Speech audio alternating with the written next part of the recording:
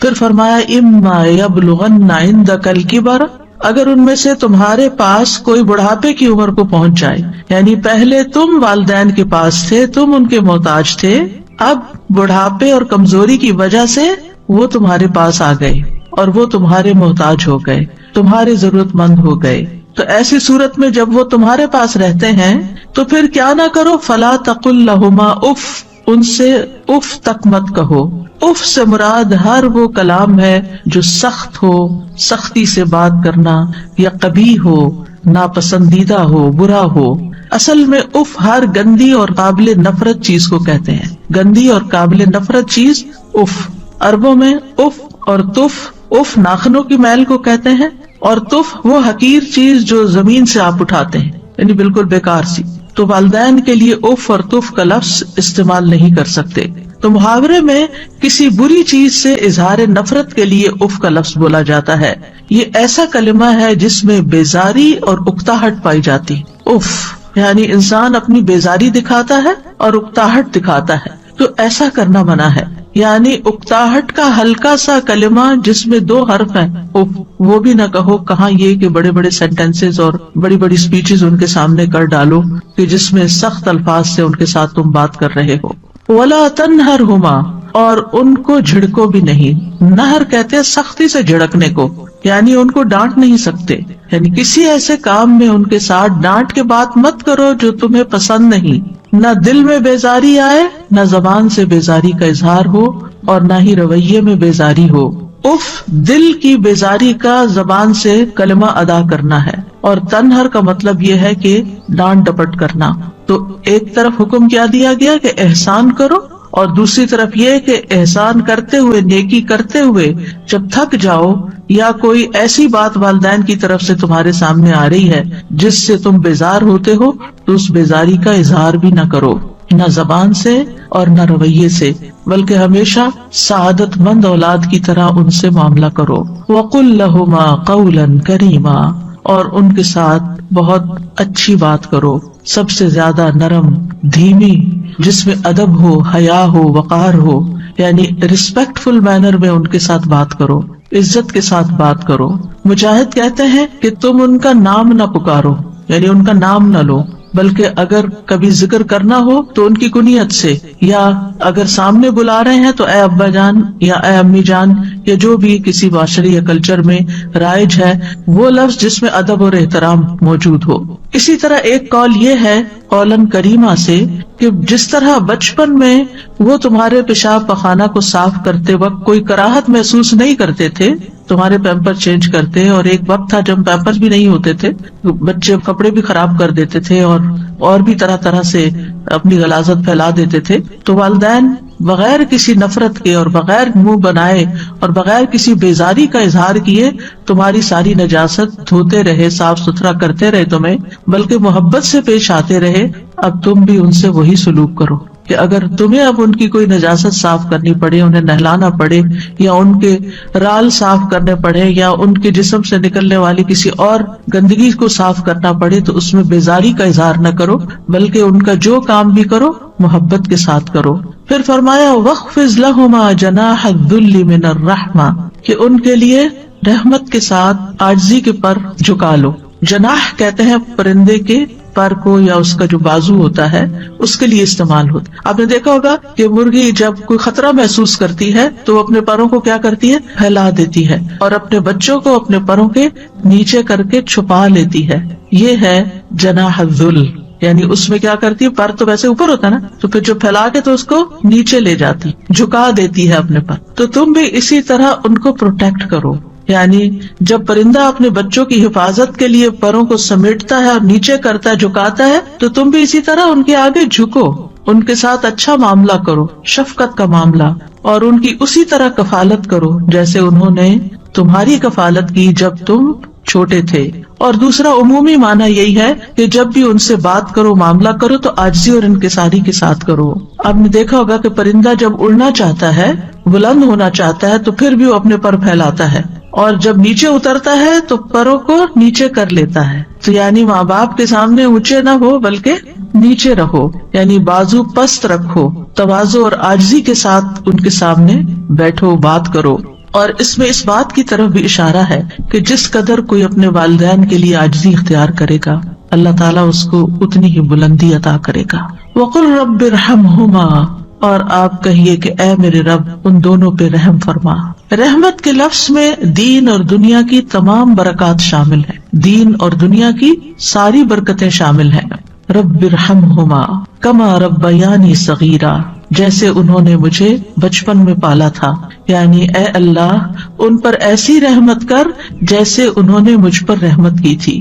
اور دوسرا یہ کہ ان پہ رحم فرما کیونکہ انہوں نے بچپن میں میری تربیت کی تھی، مجھے پالا تھا.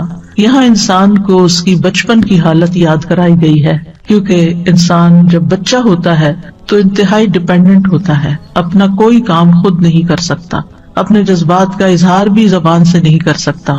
تو اس طرح انسان کو اس کی کمزوری اور اس کے بچپن کی حالت یاد دلا کر اس کے دل میں شفقت پیدا کی جا رہی کہ تم بھی اپنے والدین کے لیے ایسی شفقت کا اظہار کرو. اور آپ دیکھیے جب اللہ سبحانہ وتعالیٰ نے حکم دے دیا اور انسان پھر بھی وہ حق ادا نہ کر سکا تو اس کو دعا سکھا دی کہ یا رب میں تو اس قابل نہیں اور میں تو ان کا حق ادا ہی نہیں کر سکتا، لہٰذا میں تجھ سے دعا کرتا ہوں کہ تو ان پہ رحم فرما، تو ان کی ساری ضروریات پوری فرما.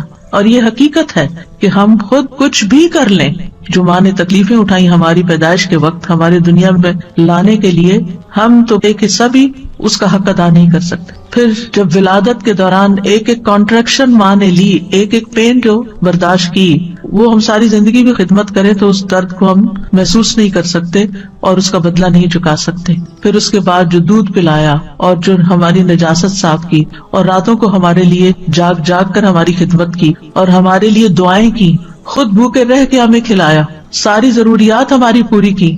تو یہ سب کچھ کس بات کا تقاضا کرتا ہے کہ ہم خود یا رب حق ادا نہیں کر سکتے، تو ہی ان پر رحم فرما اور تو ہی ان کی تمام ضروریات پوری فرما. صحابہ کی زندگی میں ہم دیکھتے ہیں کہ وہ اپنے والدین کے لیے دعائیں کرتے ہیں. ہانی بنت ابی طالب کے ایک آزاد کردہ غلام ہے ابو مرہ، وہ کہتے ہیں ایک بار وہ ابو ہریرہ کے ساتھ ان کے وطن عقیق گئے جہاں سے وہ تھے. جب ابو ہریرہ اپنے وطن پہنچے تو بڑی اونچی آواز میں کہا اماں جان السلام علیکم ورحمۃ اللہ وبرکاتہ. انہوں نے جواب دیا وعلیک السلام ورحمۃ اللہ وبرکاتہ. پھر ابو ہریرہ کہنے لگے رحمک اللہ کما ربیتنی صغیرا، اللہ تعالیٰ آپ پر رحم فرمائے جیسے آپ نے میری بچپن میں پرورش فرمائی. تو والدہ نے جواب دیا فجزاک اللہ خیرا ورضی عنک کما بررتنی کبیرا، اے میرے بیٹے تمہیں بھی اللہ بہترین جزا دے اور تم سے راضی ہو جائے جیسا تم نے میرے ساتھ بڑھاپے میں نیک سلوک کیا. یعنی جب اولاد والدین کو دعائیں دیتی ہے تو والدین اس سے بڑھ کر دعائیں دیتے ہیں. یہاں بھی آپ دیکھیں ابو ہریرہ کی دعا چھوٹی ہے لیکن والدہ کی دعا بڑی ہے. فجزاک اللہ ورضی عنک، اس میں دو چیزیں آ گئی، کما بررتنی کبیرا. سلف صالحین اپنے والدین کے لیے خوب خوب دعائیں کرتے تھے. عامر بن عبداللہ بن زبیر کہتے ہیں میرے والد فوت ہو گئے تو میں نے پورا سال اللہ سے ایک ہی دعا مانگی کہ اے اللہ میرے والد کو معاف فرما دے، یعنی مسلسل یہی دعا کرتے رہے. سفیان ابن عیینہ کہتے ہیں جو شخص 5 نمازیں ادا کرتا ہے گویا اس نے اللہ کا شکر ادا کیا، یعنی وہ شاکرین میں سے ہے. اور جو ہر نماز کے بعد والدین کے حق میں دعا کرتا ہے تو اس نے ان دونوں کا بھی شکر ادا کیا. یعنی جو شخص نماز پڑھتا ہے اور پھر نماز میں دعا کر لیتا ہے گویا وہ شکر گزاروں میں سے ہے. اور اس میں آپ دیکھیے کہ علماء یہ کہتے ہیں کہ جیسے اللہ سبحانہ تعالیٰ کے حق کے بعد سب سے بڑا حق پھر نبی صلی اللہ علیہ وسلم کا ہے، تو نماز میں جب تشہد پڑھتے ہیں تو تشہد میں پہلے درود شریف پڑھتے ہیں اور پھر اس کے بعد والدین کے لیے دعا کرتے ہیں ربنا اغفر لی ولوالدی وللمؤمنین یوم یقوم الحساب. یہ حکمت ہے اس دعا کے یہاں رکھے جانے کی.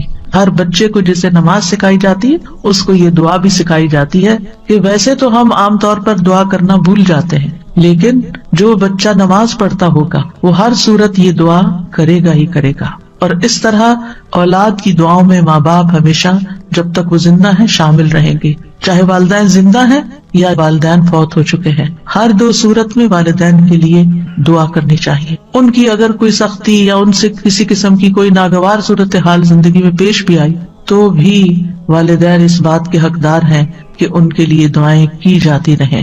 اور جو شکر گزار ہوتا ہے وہی اللہ تعالیٰ کا محبوب ہوتا ہے. اور شیطان کا کام کیا ہے؟ اس کا کیا کہنا تھا؟ وَلَا تَجِدُ أَكْثَرَهُمْ شَاكِرِينَ، کہ تو انسانوں کی اکثریت کو شکر گزار نہیں پائے گا. بلکہ ہونا یہ چاہیے کہ جہاں آپ کی کوئی ضرورت اٹکے، جہاں آپ کو کوئی پریشانی لاحق ہو، اتنی ہی والدین کے لیے دعائیں زیادہ بڑھا دیں، کثرت کے ساتھ دعائیں کریں، اور خصوصاً سجدوں میں. یعنی آپ باندھ لیں کہ کس وقت آپ نے لازماً یہ دعا پڑھنی ہے، کیونکہ یہاں پر حکم دیا گیا وَقُلْ رَبِّ ارْحَمْهُمَا كَمَا رَبَّيَانِي صَغِيرًا، کہ یہ کہتے رہیے کہ اے رب ان پہ رحم فرما جیسے انہوں نے مجھے بچپن میں پالا. لہذا بہتر یہی ہے کہ نماز میں سجدے میں تسبیحات پڑھنے کے بعد یہ دعا کم از کم ایک دفعہ تو ایک سجدے میں ضرور ہی ہو، اگر زیادہ ہو تو اور بھی اچھا، کیونکہ ان احسنتم احسنتم لانفسکم، اگر تم نے احسان کیا تو اپنے ہی فائدے کے لیے کیا. اور پھر آپ دیکھیے کہ جو شخص والدین کے لیے دعا نہ کرے وہ محروم ہے. بعض صحابہ کہتے ہیں والدین کے لیے دعا نہ مانگنا اولاد کی زندگی کو تنگ کر دیتا ہے. بعض اوقات بچوں کی جاب نہیں لگتی، بعض اوقات ان کی شادی نہیں ہوتی، بعض اوقات ان کو اور طرح طرح کی مشکلات پیش آتی ہیں. ان کو یہی نصیحت کرنی چاہیے، ان کو یہی سبق سکھانا چاہیے کہ وہ اپنے والدین کے ساتھ حسن سلوک کریں. وہ ان کے ساتھ اچھے ہوں گے تو اللہ سبحانہ وتعالیٰ ان پر مہربانی کرے گا. یہ مشکلات کے حل کے لیے، پرابلمز کو دور کرنے کے لیے، غم اور دکھ اور ڈپریشن کا علاج ہے کہ انسان زیادہ سے زیادہ والدین کے ساتھ احسان کا سلوک کرے. بلکہ جب کسی بھی انسان کے ساتھ احسان کرے تو سوچے کیا میں نے اپنے والدین کے لیے بھی کچھ کیا. اب دیکھیے کہ بعض اوقات ہم اپنے دوستوں کو، رشتہ داروں کو، اوروں کو کتنے بڑے بڑے گفٹ دے دیتے ہیں، لیکن ہم اپنے ماں باپ کی طرف سے صدقہ کرنا بھول جاتے ہیں. خاص طور پر رمضان میں آپ دیکھیے کہ ہم جہاں اپنی طرف سے، اپنے بال بچوں کی طرف سے، کسی کی طرف سے بھی کچھ کریں تو ماں باپ کو نہ بھولیں، ان کی طرف سے سب سے پہلے کریں. کیونکہ اللہ سبحانہ وتعالیٰ نے اپنے حق کے بعد والدین کا ذکر کیا ہے. سورۃ النساء میں آتا ہے وَاعْبُدُوا اللَّهَ وَلَا تُشْرِكُوا بِهِ شَيْئًا وَبِالْوَالِدَيْنِ إِحْسَانًا، اور اللہ کی عبادت کرو اور اس کے ساتھ کسی چیز کو شریک نہ بناؤ، اور اپنے ماں باپ کے ساتھ حسن سلوک کرو. سورۃ البقرہ میں آتا ہے وَإِذْ أَخَذْنَا مِيثَاقَ بَنِي إِسْرَائِيلَ لَا تَعْبُدُونَ إِلَّا اللَّهَ وَبِالْوَالِدَيْنِ إِحْسَانًا، اور وہ وقت یاد کرو جب ہم نے بنی اسرائیل سے پختہ عہد لیا تھا، پکا وعدہ لیا تھا اس بات پر کہ تم اللہ کے سوا کسی کی عبادت نہ کرنا اور والدین کے ساتھ احسان کرنا. اللہ سبحانہ وتعالیٰ اپنے شکر کے بعد والدین کے شکر کا حکم دیتے ہیں. سورۃ لقمان میں آتا ہے وَوَصَّيْنَا الْإِنسَانَ بِوَالِدَيْهِ حَمَلَتْهُ أُمُّهُ وَهْنًا عَلَى وَهْنٍ وَفِصَالُهُ فِي عَامَيْنِ أَنِ اشْكُرْ لِي وَلِوَالِدَيْكَ إِلَيَّ الْمَصِيرُ، اور ہم نے انسان کو اپنے والدین کے ساتھ نیک سلوک کا تاکیدی حکم دیا. اس کی ماں نے اسے کمزوری پر کمزوری سہتے ہوئے اپنے پیٹ میں اسے اٹھائے رکھا. یعنی پریگنینسی کے دوران صحت مند سے صحت مند ماں کسی نہ کسی طرح ضرور متاثر ہوتی ہے اور اس کے اوپر کمزوری کے پیچز آتے ہیں، اور 2 سال اس کے دودھ چھڑانے میں لگے، یعنی اپنی ہڈیوں کی کیلشیم تمہارے اندر ٹرانسفر کر دی. اسی لیے یہ حکم دیا کہ میرا شکر ادا کرو اور اپنے والدین کا بھی. آخر میرے ہی پاس لوٹ کر آنا ہے، واپس تو میرے پاس آنا ہے، پھر میں تمہیں بتاؤں گا کہ تم کیا کر کے آئے ہو. تو انشکر لی ولی کا، اور والدین میں سے بھی پھر یاد رکھیے ماں کا حق زیادہ ہے، کیونکہ ماں بچے کے لیے تکلیفیں زیادہ اٹھاتی ہے. وَوَصَّيْنَا الْإِنسَانَ بِوَالِدَيْهِ إِحْسَانًا حَمَلَتْهُ أُمُّهُ كُرْهًا وَوَضَعَتْهُ كُرْهًا وَحَمْلُهُ وَفِصَالُهُ 30 شهرا حتى إذا بلغ أشده وبلغ 40 سنة قال رب أوزعني أن أشكر نعمتك التي أنعمت علي وعلى والدي وأن أعمل صالحا ترضاه وأصلح لي في ذريتي إني تبت إليك وإني من المسلمين. اور ہم نے انسان کو اس کے ماں باپ کے ساتھ نیکی کرنے کی تاکید کی. اس کی ماں نے اسے ناگواری کی حالت میں اٹھائے رکھا. یعنی پریگنینسی کا عرصہ جو ہے وہ کوئی خوشگواری کا نہیں ہوتا، اس میں طرح طرح کی اٹھتے بیٹھتے چلتے پھرتے کھاتے پیتے لیٹتے جاگتے ہر حال میں عورت کو کوئی نہ کوئی تکلیف لاحق ہو رہی ہوتی ہے. اور اسے ناگواری کی حالت میں جنا، یعنی جنم دینے کی جو تکلیفیں تھی وہ اپنی جگہ، اور اس کے حمل اور اس کے دودھ چھڑانے میں 30 مہینے لگ گئے، یعنی 2.5 سال کا عرصہ. یہاں تک کہ جب وہ اپنی پوری قوت کو پہنچا اور 40 برس کو پہنچ گیا تو اس نے کہا اے میرے رب مجھے توفیق دے کہ میں تیری اس نعمت کا شکر ادا کروں جو تو نے مجھ پر اور میرے ماں باپ پر انعام کی، اور یہ کہ میں وہ نیک عمل کروں جسے تو پسند کرتا ہے. اور میرے لیے میری اولاد میں اصلاح فرما دے، بے شک میں نے تیری طرف توبہ کی اور بے شک میں حکم ماننے والوں میں سے ہوں۔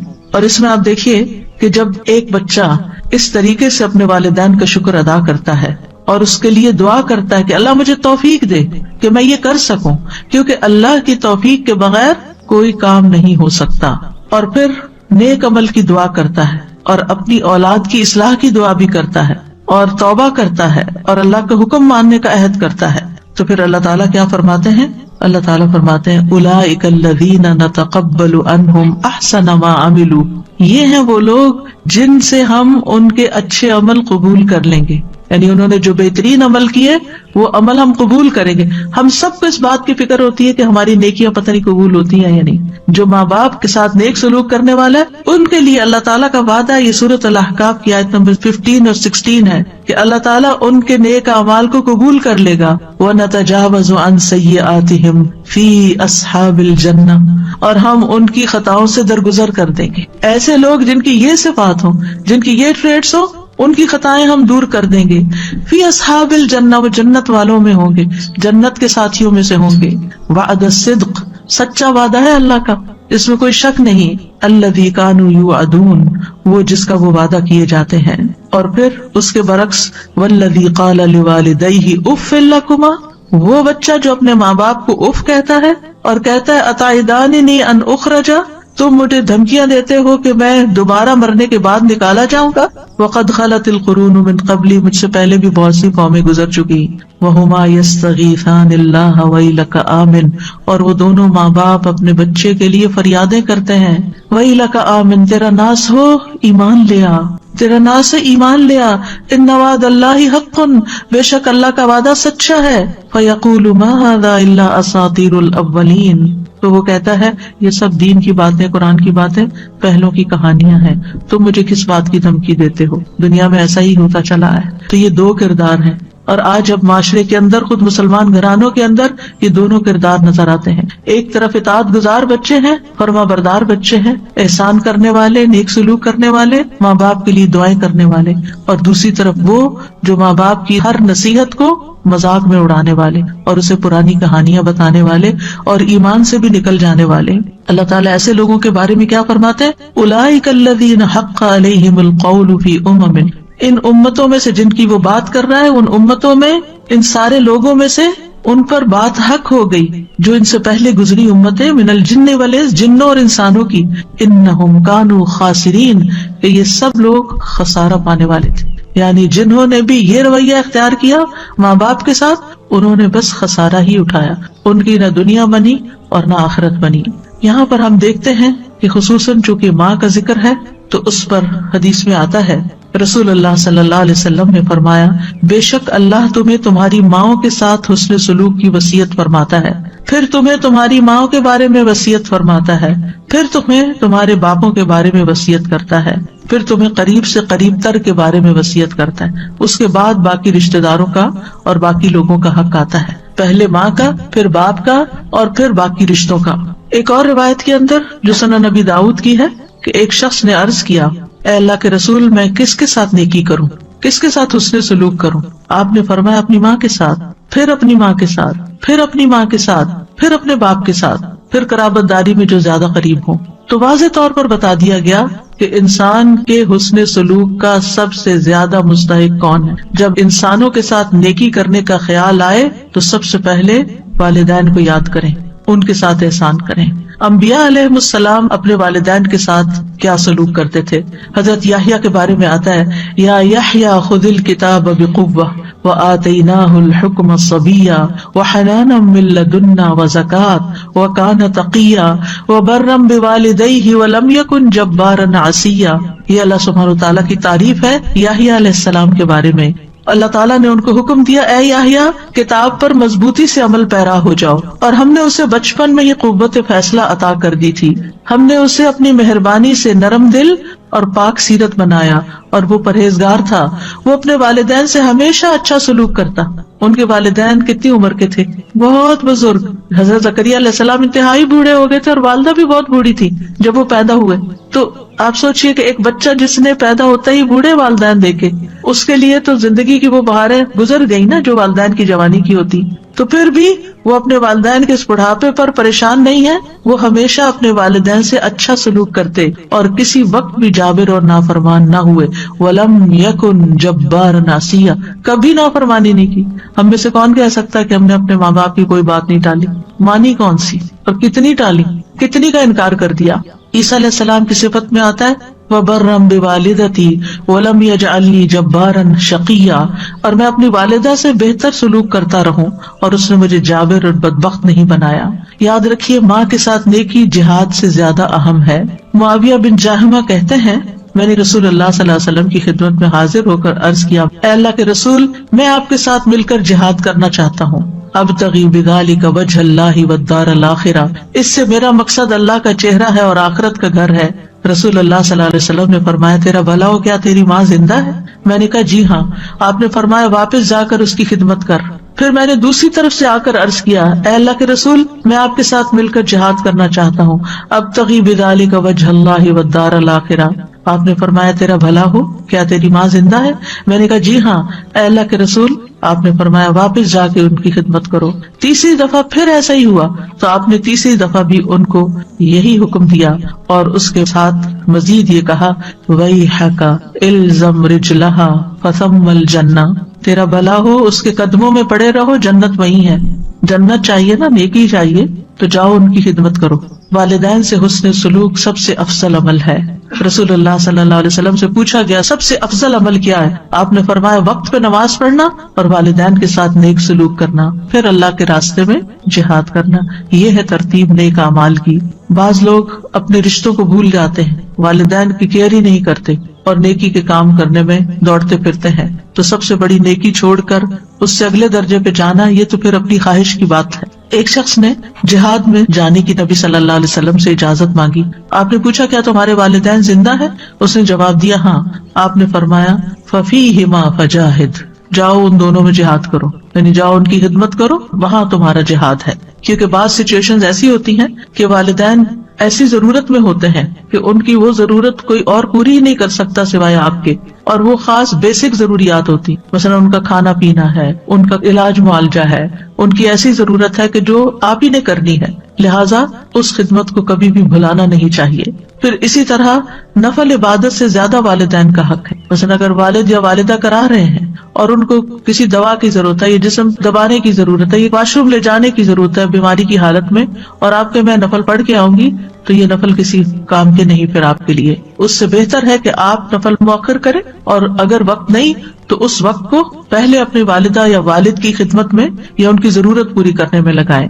اگر والدین مشرک ہوں، اگر والدین کفر کریں، وہ بدعت کریں، وہ شرک کریں، والدین اللہ کے نافرمان ہوں، غلط کام کرتے ہوں، تو کیا پھر بھی صلہ رحمی کرنی ہوگی؟ جی ہاں، پھر بھی صلہ رحمی کرنی ہوگی. ابو ہریرہ کہتے ہیں کہ رسول اللہ صلی اللہ علیہ وسلم کا گزر عبداللہ بن ابی بن سلول کے پاس سے ہوا. وہ ایک جھاڑی کے سائے میں تھا. اس نے کہا ابن ابی کبشہ نے ہم پر غبار اڑا دیا ہے. نعوذ باللہ، نبی صلی اللہ علیہ وسلم کو اپنے رضائی والد کے نام سے پکار رہا ہے، یعنی کہ بے ادبی کے ساتھ. اس کے بیٹے عبداللہ بن عبداللہ نے کہا قسم اس ذات کی جس نے آپ صلی اللہ علیہ وسلم کو عزت دی اور آپ پر کتاب نازل کی، اگر آپ چاہیں تو میں اس کا سر قلم کر کے آپ کے پاس لے آتا ہوں. یعنی اس نے آپ کو اس انداز میں مخاطب کیا ہے، میں اپنے باپ کا گلا اڑا سکتا ہوں آپ کی خاطر. آپ نے فرمایا نہیں، بلکہ تو اپنے باپ سے نیکی کر اور حسن صحبت سے پیش آ. کون تھا عبداللہ بن ابی؟ جو منافقوں کا سردار تھا، ہر موقع پر نبی صلی اللہ علیہ وسلم کو تکلیف دیتا تھا.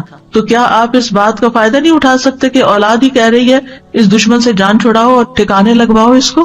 لیکن نہیں، اس والد کے ساتھ بھی آپ نے حسن سلوک کا حکم دیا. کیونکہ بہت سے بچے جو دین پڑھ جاتے ہیں ماں باپ سے ملنا جلنا چھوڑ دیتے ہیں، یہ کہہ کر کہ نہیں ان کے طور طریقے جو ہیں وہ اسلامی نہیں ہیں، وہ بچوں پہ غلط انفلوئنس کرتے ہیں. ٹھیک ہے، آپ احتیاط ضرور کریں، لیکن ان کی ضروریات بھی پوری کریں، اور ان کو اگر کسی بھی خدمت کی ضرورت ہے تو وہ خدمت بھی کریں۔ مشرک والدین کے ساتھ بھی صلہ رحمی کا حکم ہے۔ ہاں، اگر وہ یہ زور دے کہ تم شرک کرو تو شرک نہیں کرنا، یہ بات ان کی نہیں ماننی، ورنہ دنیا میں ان سے اچھے طریقے سے رہنا ہے۔ وَإِن جَاهَدَاكَ عَلَىٰ أَن تُشْرِكَ بِي مَا لَيْسَ لَكَ بِهِ عِلْمٌ فَلَا تُطِعْهُمَا وَصَاحِبْهُمَا فِي الدُّنْيَا مَعْرُوفًا۔ حضرت اسماء کہتی ہیں میری والدہ جو مشرکہ تھی میرے پاس آئیں، میں نے رسول اللہ صلی اللہ علیہ وسلم سے پوچھا کہ وہ میرے پاس کچھ مالی تعاون کی امید سے آئی ہیں، ان کو کچھ ضرورت ہے، کیا میں اپنی والدہ کے ساتھ صلہ رحمی کر سکتی ہوں؟ یعنی وہ شرک پر ہے لیکن مجھ سے کچھ پیسے چاہتی ہیں۔ آپ نے فرمایا ہاں، اپنی والدہ کے ساتھ صلہ رحمی کرو۔ یہاں سے ایک اور نقطہ بھی نکلتا ہے کہ بعض اوقات عورت اپنے ذاتی مال میں سے اگر ماں باپ کو کچھ دینا چاہتی ہے تو شوہر صاحب اعتراض کر دیتے ہیں کہ تم ان کو کچھ نہیں دے سکتی، تم ان کو کال نہیں کر سکتی، تم ان کو سلام دعا نہیں کر سکتی۔ یہ قطع رحمی کی انتہائی بدترین صورت ہے کہ بیوی کو روک دیا جائے کہ ماں باپ کو سلام بھی نہ کرے، بیوی کو روک دیا جائے کہ وہ ان پہ خرچ بھی نہ کرے۔ اگر اس کا اپنا ذاتی مال ہے ٹھیک ہے، اگر شوہر کا مال ہے تو شوہر سے پوچھنا ہوگا، لیکن اگر اس کا اپنا ذاتی مال ہے، کوئی ذاتی چیز ہے، کوئی اس کے کپڑے ہے، جیولری ہے، کوئی کیش ہے، وہ اپنی والدہ کو دینا چاہتی ہے تو اس کو اسلام نے کھلی اجازت دی ہے کہ وہ ان کو دے سکتی۔ یہاں آپ دیکھیں نبی صلی اللہ علیہ وسلم حضرت اسماء کو اجازت دے رہے ہیں کہ وہ اپنی مشرک والدہ کے ساتھ حسن سلوک کرے، ان کو مال دیں، تو پھر مسلم والدین کا کتنا حق ہوگا۔ اور پھر اگر کسی بھی وجہ سے عورت ہو یا مرد، یہاں حضرت اسماء ایک عورت ہیں اور وہ اپنی والدہ کو دینا چاہتی ہیں تو ان کو اجازت دی گئی۔ اس لیے مرد حضرات کو ایسی پابندیاں نہیں لگانی چاہیے کہ جس میں وہ قطع رحمی کروائیں اور خود بھی گناہگار ہوں اور بیوی کو بھی گناہگار کریں، کیونکہ والدین کے حقوق کا بدلہ کبھی بھی چکایا نہیں جا سکتا، چند سکوں کے ساتھ نہیں چکایا جا سکتا، تھوڑا سا مال دے کے نہیں چکایا جا سکتا۔ ابو ہریرہ کہتے ہیں رسول اللہ صلی اللہ علیہ وسلم نے فرمایا بیٹا اپنے والد کے احسانات کا بدلہ نہیں چکا سکتا سوائے اس کے کہ وہ اسے غلام پائے، پھر اسے خرید کر آزاد کر دے، یعنی پھر والد کا بدلہ ہو سکتا ہے۔ والدین سے اس نے سلوک کا فائدہ ہمیں خود ہی کو پہنچتا ہے، اور اس میں سب سے پہلی چیز تو گناہوں کی بخشش ہے، جیسے سورۃ الاحقاف کی آیت نمبر 15 سے 18 تک میں نے آپ کے سامنے رکھی کہ جو لوگ اپنے والدین کے ساتھ حسن سلوک کرتے ہیں ہم ان کے اچھے عمل قبول کر لیتے ہیں اور ان کی برائیوں سے درگزر کرتے ہیں، جنت والوں میں سے ان کو کر دیتے ہیں سچے وعدے کے مطابق جو ان سے کیا جاتا ہے۔ پھر عمر میں برکت اور رزق میں اضافہ ہوتا ہے۔ کون نہیں چاہتا کہ اس کی عمر میں برکت ہو یا رزق میں اضافہ ہو؟ ہر ایک چاہتا ہے۔ لہٰذا اگر کوئی یہ چاہتا ہے کہ اس کا بزنس فلرش کرے، اس کی جاب اچھی ہو جائے، اس کے انویسٹمنٹس میں زیادہ انکم ہو، تو اس کو چاہیے کہ ماں باپ کے ساتھ اس نے سلوک کرے، ان کا دل راضی کرے، ان کی بات مانے، ان کو خوش کرے۔ نبی صلی اللہ علیہ وسلم نے فرمایا جس شخص کو یہ بات پسند ہو کہ اس کی عمر میں برکت اور رزق میں اضافہ ہو جائے، یہاں اضافہ ان یزاد لہ فی رزقی، رزق زیادہ ہو جائے، اسے چاہیے کہ اپنے والدین کے ساتھ نیکی کرے اور ان کے ساتھ صلہ رحمی کیا کرے، یعنی ان کے ساتھ تعلق قائم رکھے، رشتہ جوڑ کر رکھے۔ والدین کی خدمت کا ایک اور فائدہ کیا ہے کہ والدین کے قدموں کے نیچے جنت ہے، والدین سے حسن سلوک جنت میں داخلے کا باعث ہے۔ حضرت عائشہ کہتی ہیں کہ رسول اللہ صلی اللہ علیہ وسلم نے فرمایا میں جنت میں داخل ہوا تو وہاں قرآن کی تلاوت کی آواز سنائی دی، میں نے پوچھا یہ کون ہے؟ جنت میں تلاوت، مجھے بتایا گیا یہ حارثہ بن نعمان ہے۔ رسول اللہ صلی اللہ علیہ وسلم نے ان سے کہا یہی نیکی ہے، یہی نیکی ہے، اور حارثہ بن نعمان اپنی والدہ کے ساتھ بہت زیادہ حسن سلوک کیا کرتے تھے، تو اس نیکی کی وجہ سے جنت میں بھی ان کی آواز سنائی گئی کہ وہاں ان کی تلاوت کی آواز آ رہی ہے، یعنی جو لوگ نیک سلوک کرتے ہیں اپنے ماں باپ سے ان کا تذکرہ وہاں بھی ہوتا ہے۔ اور اس کے برعکس والدین سے نافرمانی کے نقصانات کیا ہیں؟ سب سے پہلے یہ کہ یہ تو ہے ہی حرام کاموں میں سے۔ نبی صلی اللہ علیہ وسلم نے فرمایا اللہ نے تم پر ماؤں کی نافرمانی کو حرام قرار دیا ہے، کبیرہ گناہ ہے والدین کی نافرمانی۔ نبی صلی اللہ علیہ وسلم سے کبیرہ گناہوں کے بارے میں پوچھا گیا تو آپ نے فرمایا اللہ کے ساتھ کسی کو شریک ٹھہرانا اور ماں باپ کی نافرمانی کرنا۔ والدین کی نافرمانی کرنے والا ملعون ہے۔ رسول اللہ صلی اللہ علیہ وسلم نے فرمایا اللہ ایسے شخص پر لعنت کرے، یعنی وہ رحمت سے دور ہو جائے جس نے اپنے والدین کی نافرمانی کی، یعنی ایک جائز بات نہیں مانی یا ان کو گالی دی، برا بھلا کہا۔ والدین کے نافرمان کی کوئی عبادت قبول نہیں ہوتی۔ رسول اللہ صلی اللہ علیہ وسلم نے فرمایا 3 لوگ ہیں جن کی نہ فرض عبادت قبول ہوتی ہے نہ نفل قبول ہوتی ہے، ان میں سے ایک والدین کا نافرمان اور بد سلوک، یعنی بات بھی نہیں مانتا اور سلوک بھی اچھا نہیں کرتا، دوسرے احسان جتانے والا، تیسرے تقدیر کو جھٹلانے والا۔ پھر والد کی ناراضگی اللہ کی ناراضگی ہے. نبی صلی اللہ علیہ وسلم نے فرمایا رب کی رضامندی باپ کی رضامندی میں ہے اور رب کی ناراضگی باپ کی ناراضگی میں ہے. والدین کی نافرمانی سے عمر گھٹ جاتی ہے. کعب کہتے ہیں اللہ اس بندے کو جلد ہلاک کر دیتا ہے جو اپنے ماں باپ کا نافرمان ہوتا ہے تاکہ اس کو جلدی عذاب دے سکے، یعنی قبر میں اور آگے آخرت میں. اور جب بندہ اپنے والدین کا فرما بردار ہوتا ہے تو اللہ اس بندے کی عمر کو بڑھا دیتا ہے تاکہ وہ نیکی اور خیر میں اور زیادہ اضافہ کر سکے. یعنی جتنی انسان کی عمر لمبی ہوتی ہے اس کو نیکی کرنے کے زیادہ موقع مل جاتے ہیں. اتنے رمضان زیادہ اس کی زندگی میں، اتنی نمازیں اس کی زندگی میں زیادہ، اتنی قرآن کی تلاوت، صدقہ خیرات بڑھتا ہی چلا جاتا ہے. سلف صالحین کہتے ہیں جو اپنے والدین کی نافرمانی کرتا ہے اس کی اولاد بھی اس کی نافرمان بن جاتی ہے. والدین کے نافرمان کے لیے قبر میں بھی سزا ہے. عوام بن حوشب رضی اللہ عنہ یہ صحابی ہیں، وہ کہتے ہیں میں ایک دفعہ کسی بستی میں گیا، وہاں پڑاؤ کیا. اس کے پاس ایک قبرستان تھا. عصر کی نماز کا وقت ہوا تو وہاں سے ایک قبر پھٹی، یعنی قبر کھل گئی اور ایک آدمی نمودار ہوا. اس کا سر گدھے کی سر کی طرح تھا اور جسم انسان کے جسم کی طرح تھا. وہ 3 دفعہ ہینگا یعنی گدھے کی آواز نکالی، پھر قبر اس کے اوپر مل گئی. تو گاؤں میں ایک عمر رسیدہ عورت اون کاٹ رہی تھی. تو ایک عورت نے کہا وہ بوڑھی عورت دیکھ رہے ہو؟ میں نے کہا ہاں. اسے کیا ہے؟ اس نے کہا وہ اس کی ماں ہے. میں نے پوچھا اس کا قصہ کیا ہے؟ اس نے بتایا کہ یہ شراب پیتا تھا. جب وہ جانے لگتا تو ماں کہتی اے بیٹے اللہ سے ڈر جاؤ، کب تک تم شراب پیتے رہو گے؟ اس نے کہا تم ایسے ہی ہینگتی رہتی ہو جیسے گدھا ہینگتا ہے. جیسے عام طور پہ بچے ماں باپ کو واپس سنا دیتے کہ آپ گرمبل کرتے ہیں، آپ یہ کرتے ہیں، آپ وہ کرتے ہیں. تو اس نے ماں کی نصیحت کو کیا کہا، گدھے کی طرح ہینگتی ہو. پھر وہ عصر کے بعد فوت ہو گیا. تو یہ وہ بندہ ہے جو ہر روز اپنی قبر سے نکلتا ہے، 3 دفعہ ہینگتا ہے، پھر قبر اس پر مل جاتی. اتنی بڑی عبرت. والدین کی نافرمانی کا نقصان کیا ہے کہ ایسا شخص جنت میں داخل نہیں ہوگا. نبی صلی اللہ علیہ وسلم نے فرمایا 3 آدمی جنت میں داخل نہ ہوں گے، نہ ہی قیامت کے دن اللہ ان کی طرف دیکھے گا. نمبر 1 والدین کا نافرمان، نمبر 2 مردوں کی مشابہت اختیار کرنے والی عورت، یعنی ہے عورت، اللہ نے اس کو عورت پیدا کیا اور وہ مرد بنی پھرتی ہے. اور تیسرے دیوس، یعنی وہ بغیرت انسان جو اپنے گھر والوں میں بے حیائی کو دیکھتا ہے اور اس کو برا نہیں لگتا. اور قیامت کے دن ان 3 آدمیوں کی طرف اللہ تعالیٰ دیکھے گا بھی نہیں. ایک والدین کا نافرمان، دوسرے عادی شرابی، اور تیسرے دے کر احسان جتانے والا. تو پھر والدین کے ساتھ کیا جائے، کیسے ان کو راضی کیا جائے، کیسے ان کا حق ادا کیا جائے، کیسے حسن سلوک کیا جائے؟ اس میں سب سے پہلی بات یہ ہے کہ ان کی خدمت کی جائے. اگر وہ زندہ ہیں تو پھر ان کے کام کیے جائیں. پھر دوسری بات یہ کہ جائز کاموں میں ان کی اطاعت کی جائے اور نافرمانی نہ کی جائے. ہاں اگر کوئی ناجائز بات وہ کہتے ہیں تو وہ نہ مانی جائے. پھر یہ کہ ایسے کام کیے جائیں کہ والدین کے دل سے دعائیں نکلیں. نبی صلی اللہ علیہ وسلم نے فرمایا 3 قسم کے لوگوں کی دعائیں قبول ہوتی ہیں اور ان کی قبولیت پہ کوئی شک نہیں. ان میں سے ایک والد کی دعا جو وہ اپنی اولاد کے لیے کرتا ہے، اور وہ کب کرے گا؟ جب اس کا دل خوش ہوگا اولاد کی طرف سے. پھر اور والدین کو رلانے سے باز رہنا چاہیے، یعنی ماں باپ کو رونے نہیں دینا چاہیے. کوئی ایسی بات، کوئی ایسا کام، کوئی ایسا طریقہ نہیں اختیار کرنا چاہیے کہ ماں باپ رونا شروع کر دیں. ایک آدمی رسول اللہ صلی اللہ علیہ وسلم کی خدمت میں حاضر ہوا اور کہنے لگا میں ہجرت پر آپ سے بیعت کرنے آیا ہوں اور اپنے والدین کو روتا ہوا چھوڑ گیا. وہ تو یہ بتا رہا تھا نا کہ میں اتنا بڑا کام کیا.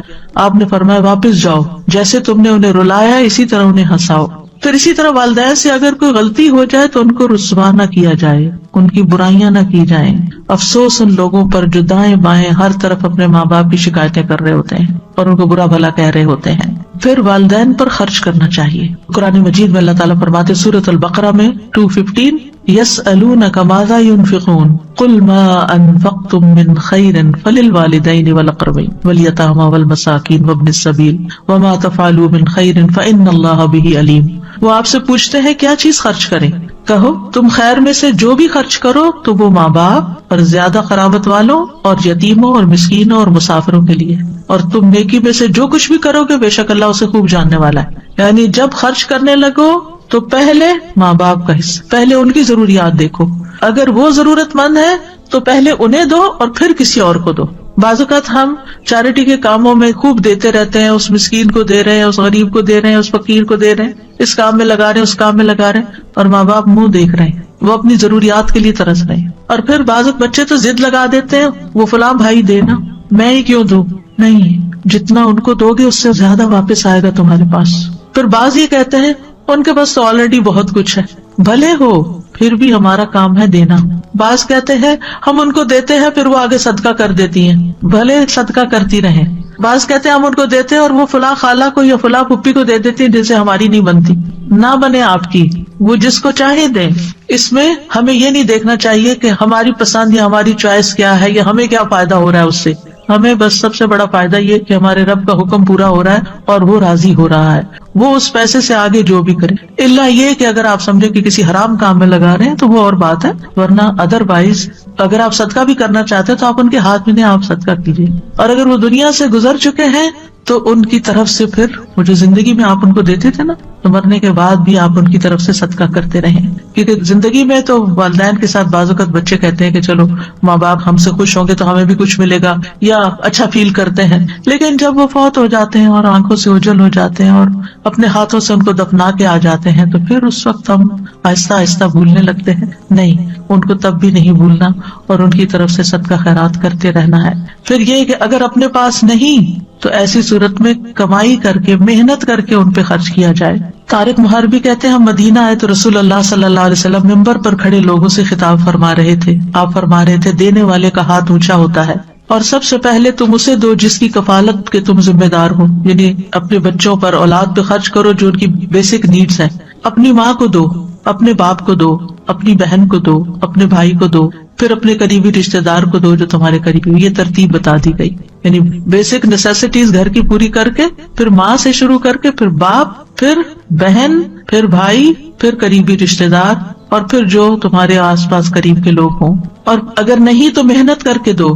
کہمس ایک بزرگ تھے، وہ پیٹ کے مسالے بنانے والے کارخانے میں کام کرتے تھے اور اس کے بدلے ان کو 1/3 درہم ملتا تھا. جب شام ہوتی تو وہ پھل خریدتے، پھر اس کو لے کر اپنی والدہ کی طرف آتے اور انہیں پیش کرتے. یعنی تھوڑا سا ہی ہوتا تھا لیکن اس تھوڑے میں سے بھی ماں کے لیے حصہ نکالتے. پھر یہ کہ والدین کی بات کان لگا کے سننی چاہیے، توجہ سے سننی چاہیے. محمد بن سیرین اپنی والدہ کے لیے جب لباس خریدتے تو سب سے زیادہ نرم لباس خریدتے تھے. جب عید آتی تو اپنی والدہ کا لباس خود رنگتے بھی تھے اور اپنی آواز کو کبھی اپنی والدہ پر بلند نہ کرتے تھے. اور وہ اپنی والدہ سے جب بھی بات کرتے ایسا لگتا تھا وہ کان لگا کر ان سے بات کر رہے ہیں. اور جو آدمی آپ کو نہیں جانتا ہوتا جب وہ آپ کو آپ کی والدہ کے پاس دیکھتا تو وہ والدہ کے پاس دھیمے انداز سے بولنے کی وجہ سے ان کو بیمار سمجھتا تھا. یعنی اتنے آرام سے باتیں کرتے تھے، پیار سے بات کرتے تھے. پھر نیکی کرنے کے بعد ماں باپ کو ثواب پہنچانا. ربیع بن خثیم راستے سے تکلیف دہ چیز کو ہٹاتے اور کہتے یا اللہ اس کا اجر میری والدہ اور میرے والد کو ملے. ان کو تو مل ہی گیا جس نے نیکی کی، لیکن چھوٹے چھوٹے کاموں کا ثواب بھی اپنے ماں باپ کو بھیجتے کیونکہ وہ عقل مند لوگ تھے. ان کو پتا تھا کہ ان کے لیے جو کریں گے اس کا تو کئی گنا زیادہ لوٹ کر واپس آئے گا ہماری ہی طرف، تو وہ اس کو اپنی سعادت سمجھتے تھے.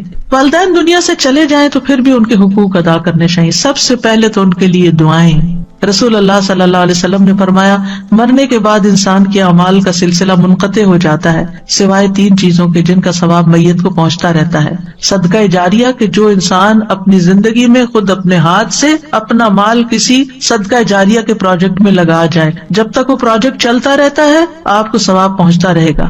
دوسرا، لوگوں کو فائدہ دینے والا علم جس سے لوگوں کی زندگی میں کوئی تبدیلی آئے، ان کی زندگی آسان ہو. تیسرے، نیک اولاد جو اس کے لیے دعا کرتی ہے. یعنی سب سے بڑا حق مرنے کے بعد کیا ہے کہ ماں باپ کے لیے دعائیں کرتے رہیں، خصوصاً ان کے گناہوں کی بخشش، استغفار. رسول اللہ صلی اللہ علیہ وسلم نے فرمایا بے شک اللہ عز و جل جنت میں ایک نیک آدمی کے درجے کو بلند کرتا ہے تو پوچھتا ہے اے میرے رب میرے درجات کہاں سے آئے؟ اللہ تعالیٰ فرماتا ہے تیرے حق میں تیری اولاد کے استغفار کی برکت سے. یعنی آگے ان کے درجے بڑھتے رہتے ہیں. ان کی طرف سے صدقہ کیا جائے.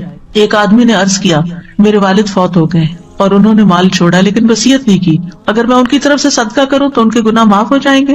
آپ نے فرمایا ہاں. ایک اور آدمی نبی صلی اللہ علیہ وسلم کے پاس آیا، عرض کیا یا رسول اللہ صلی اللہ علیہ وسلم میری والدہ بغیر وصیت کیے اچانک فوت ہو گئی ہیں اور میرا گمان ہے کہ اگر وہ بات کرتی تو صدقہ کرتی، تو اگر میں ان کی طرف سے صدقہ کروں تو کیا ان کو اجر ملے گا؟ آپ نے فرمایا ہاں. اور والدین کی طرف سے پانی پلانے کا صدقہ خاص طور پر، اور خصوصاً اگر کسی ویسینٹی میں اس کی بہت ضرورت ہو. لیکن اگر کہیں پانی ہے تو پھر کسی اور اچھے پروجیکٹ میں ان کی طرف سے لگانا چاہیے.